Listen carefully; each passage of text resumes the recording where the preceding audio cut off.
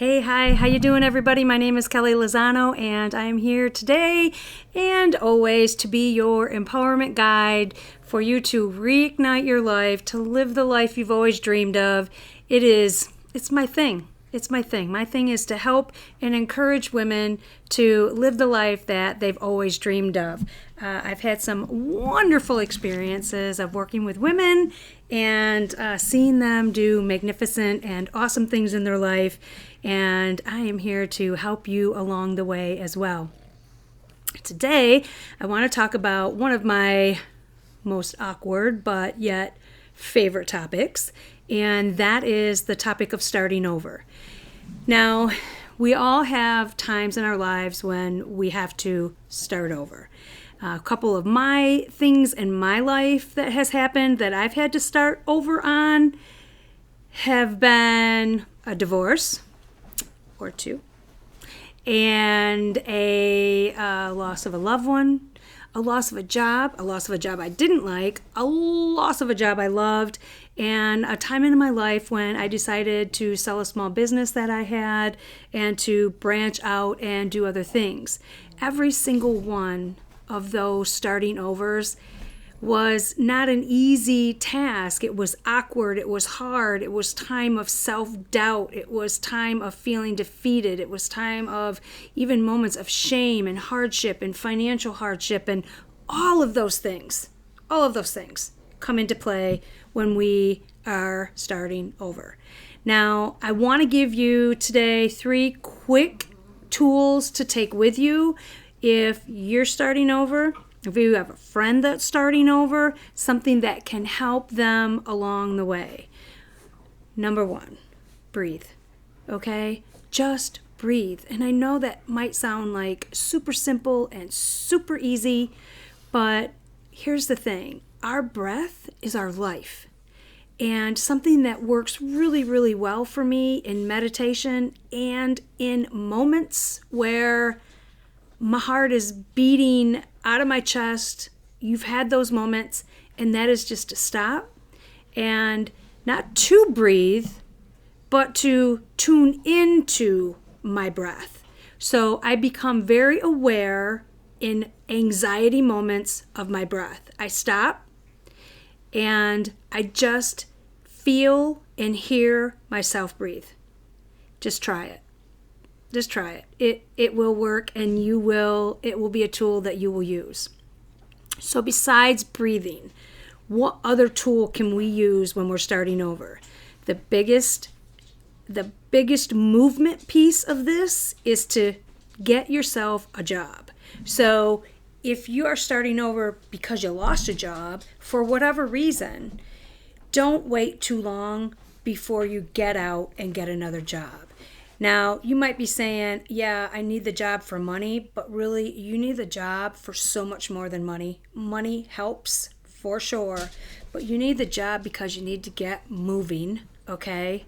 It is true, especially after the age of 50. If you don't use it, you lose it. If you sit on the couch for 6 months, if you sit on the couch for 6 weeks, believe me, it's going to take you a minute to get back. So get up and get moving. Get a job, a simple job. If it's a simple job waiting for your big boy or your big girl job, go ahead and take that job so you are on your feet for 4 or 5 or 6 hours a day. You're talking to people, you're interacting with people, you're having a connection. You are out there figuring out things about yourself, as well as having a connection and being some type of a service in some type of a job. All right, so get yourself a job. What if you already have a job? Keep working. Keep working, keep making those connections. Just keep tuning into your breath, and I will take you to the next step. But before I do that, I want to talk to those of you that don't have to work. You are financially set and you don't have to go out and get a job. What I would encourage you to do is to volunteer, to continue to go out and be of service and to make those connections and to get on your feet and to move. All right? You've got to get out there. Don't just stay in your house. Sometimes it is not the money in our lives that make us happy. Sometimes it's not the money that even though money makes life easier, it's not the money in life that are our blessings. So get out and get moving. The third thing that I think is really super important to starting over, and that is to re-find your gift.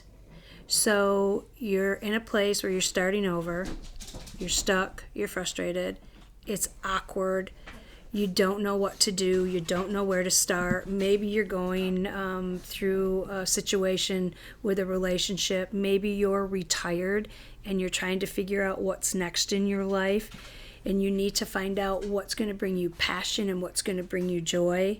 My suggestion to you is to find your gift, to find your passion. Now, how do you do that? One way of doing that is to make a list of all of the jobs that you've ever had in your lifetime. I mean jobs from way back, all right? Make a list of all of the jobs, all of the things that you've done in your life, and start to notice trends. When you write the job down, you'll be immediately like, loved this about this job, hated this about this job. Take note about what you loved. Take note about what you were really good at that job. Take note at what brings you joy, what made you laugh during those times.